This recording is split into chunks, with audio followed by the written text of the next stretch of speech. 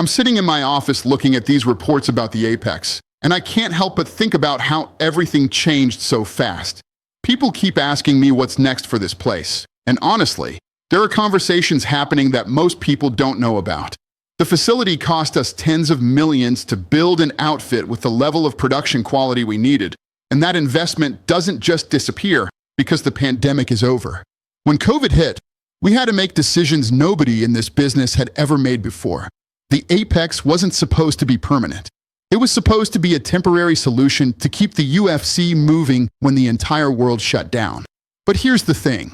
Once you build something like that, once you prove it can work, once you see the possibilities it creates, the conversations start changing in ways you didn't expect. If you want to understand how this business really operates, you need to see the full picture of what goes into these decisions. The fighters notice everything, and they tell me about it. They feel the difference when there's no crowd energy, no noise, no atmosphere that makes their adrenaline spike before they even step into that octagon. Some of them love it. They say it's pure, that it's just about the fight and nothing else. Others hate it with a passion. They need that crowd. They feed off that energy, and without it, something fundamental is missing from their performance. I remember the first few events we did there during the height of the pandemic. The silence was eerie in ways that made everyone uncomfortable at first. You could hear every grunt, every impact, every word the coaches were yelling from the corners.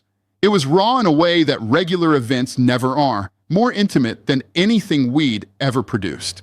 But it was also empty in ways that made some fights feel smaller than they should have been, like we were diminishing moments that deserved more. The business side tells a completely different story, and I have to pay attention to that whether people like it or not. The Apex costs us a fraction of what a big arena costs. No venue fees that run into the hundreds of thousands. No dealing with local commissions in different states who all have their own rules and politics. No travel complications for our massive production crew. No union issues in different cities. It's controlled, it's ours, and we can run it exactly how we want without anyone else's input or interference. But here's where it gets really complicated, and this is something the fans don't always understand. The people who buy pay-per-views, they want to feel like they're part of something big, something special. They want to see fighters walking out to arenas packed with 20,000 screaming people. They want that electricity that comes through the screen when a crowd loses their collective mind after a brutal knockout or an incredible comeback. The Apex doesn't give them that experience, and some of them feel cheated when we run big fights there. I've had long conversations with fighters who've told me straight up that fighting at the Apex fundamentally changed how they prepared for fights. No crowd noise to prepare for. No hostile environment to mentally ready themselves against. Some said it made them sharper because they could hear their corners better, could focus more intensely on technique and strategy without distractions. Others said it made them flat because there was no energy to draw from, no emotional fuel to push them past their normal limits. The media loves asking me about this every chance they get. They want a definitive answer about whether the Apex is staying or going, whether it's going to be part of our regular rotation, or if it was just a pandemic thing that's done now that the world's opened back up. The truth is, everything's on the table, and we're looking at options that make sense for different types of events, different levels of fights, different business objectives. There are fights that work better in intimate settings, and I've learned to recognize them. Technical fights, grappling battles, fights where you want people to appreciate the pure skill rather than just react to the big moments and spectacular finishes. The Apex is perfect for that kind of showcase. You see every detail of what's happening. You hear every strategy being called out from the corners. You get an education watching fights there that you can't get in a massive arena where half the crowd is drunk and just waiting for someone to get knocked out cold. Then there are fights that need the big stage, that deserve it, that only reach their full potential in front of a huge crowd. Championship fights, rivalries that have been building for months through social media and press conferences, moments that should feel historic and career-defining. Those fights deserve the full experience. The lights, the crowd, the pressure that comes from performing in front of 15 or 20,000 people who've paid their hard-earned money to see something special happen right in front of them. The fighters who've become stars partly because of their Apex performances, they have a different relationship with that place than the veterans do. They found their confidence there. They learned to perform without needing external energy, and some of them actually prefer it now. But the fighters who built their careers on feeding off hostile crowds, on turning boos into motivation, on using the energy of 20,000 people to push them beyond what they thought they could do, they feel limited there. They feel like something's missing from their arsenal. What people don't understand is that every decision we make affects everything else in the business. If we keep the Apex as a regular venue for certain types of events, it changes how we book fights, how we price events, how we market them to different audiences. It gives us incredible flexibility to try new things, but it also creates expectations. Some fans start thinking they're getting a lesser product when we run events there instead of big arenas, even when the quality of the fights is just as high. The production value at the Apex is incredible, honestly better than most arenas. We can control lighting, audio, camera angles in ways that we can't in borrowed venues where we have to work around someone else's setup. The fights look great on television, sometimes better than they do from big venues where we're dealing with arena lighting that wasn't designed for broadcast television. But looking great and feeling important aren't always the same thing, and that's something I'm constantly weighing. I've sat through events at the Apex where I could feel that something was missing from the atmosphere. Fights that should have been electric felt routine. Moments that should have been career-defining felt smaller because there wasn't that shared energy between the fighters and thousands of fans losing their minds. The fighters felt it too. You could see it in their body language, in their post-fight interviews. They knew something was different, even when they couldn't articulate exactly what it was. But I've also sat through Apex events where the intimacy made everything more intense in ways that surprised me, where you could see technique that gets lost in the noise of a big arena, where fighters performed better because they weren't distracted by crowd reactions and could focus purely on the fight in front of them, on the chess match happening in real time. Those events reminded me why we fell in love with this sport in the first place. The pure competition, skill against skill, will against will. The financial reality is simple, and I'm not going to sugarcoat it. We can run more events more efficiently at the Apex. We can take chances on fights and fighters without worrying about filling 15,000 seats. We can experiment with different approaches, different booking strategies, different ways of presenting fights because the financial risk is lower. From a business standpoint, that flexibility is extremely valuable, especially in an environment where everything else is getting more expensive. These are the kinds of behind-the-scenes realities that shape every decision we make in this business. The creative reality is more complex than just dollars and cents. Some stories need intimate settings to be told properly. Others need the grand stage to reach their full potential. The Apex gives us one tool, but it's not the only tool we need in our toolkit. It's about matching the right venue with the right fights, the right moments, the right stories we're trying to tell. There are ongoing conversations about hybrid approaches that could give us the best of both worlds.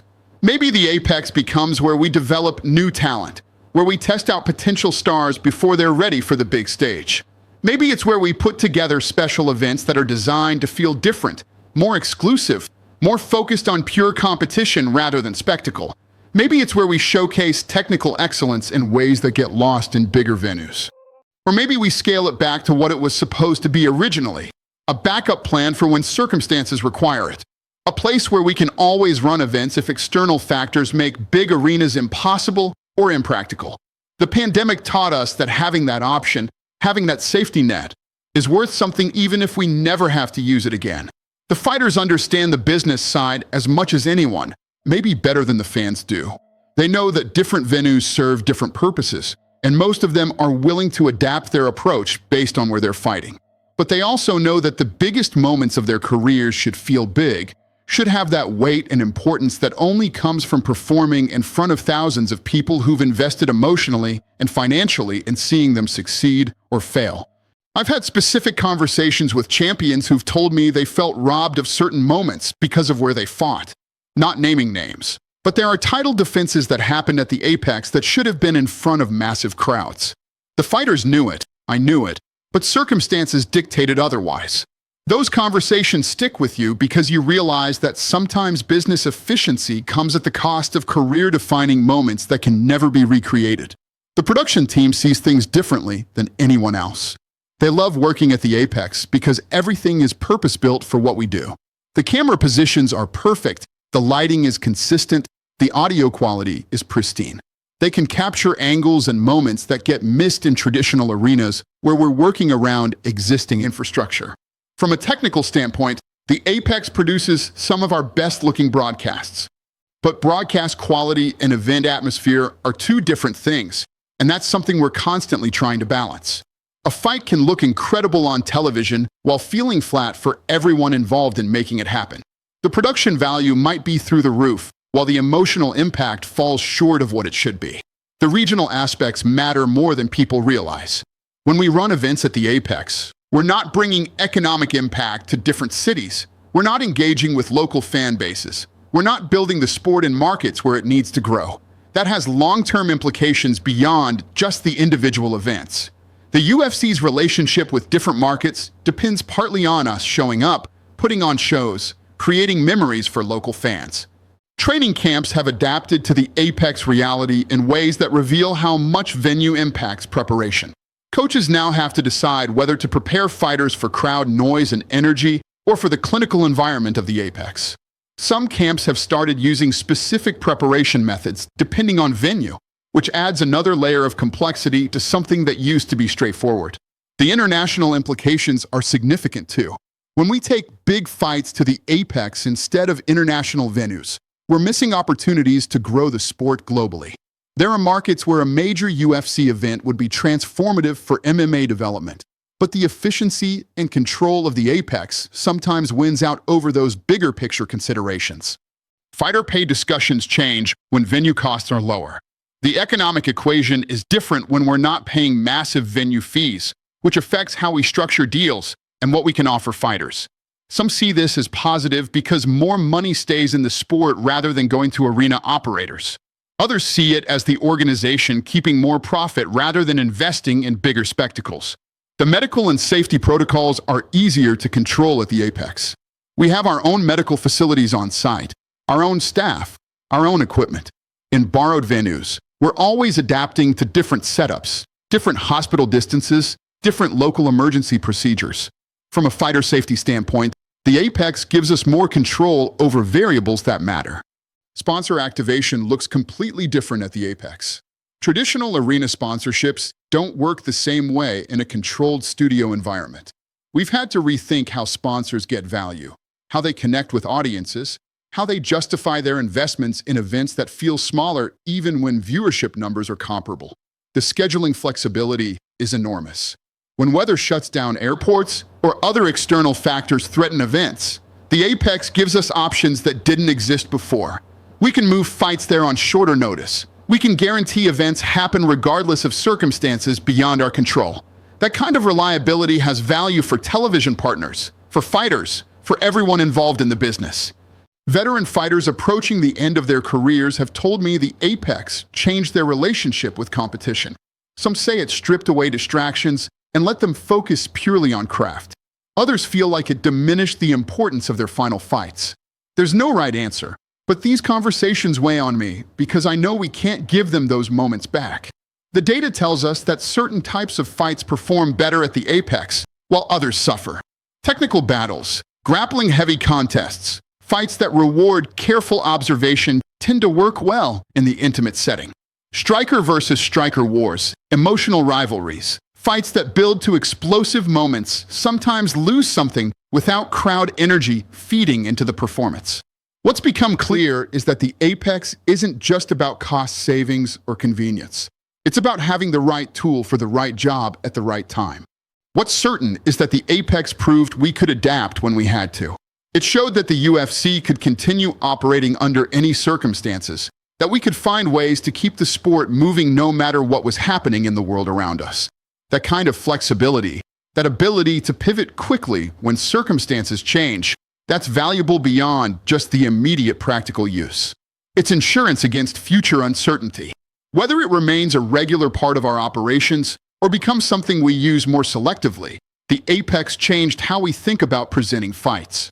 It gave us options we didn't have before, and in a business that's constantly evolving, options are always worth something.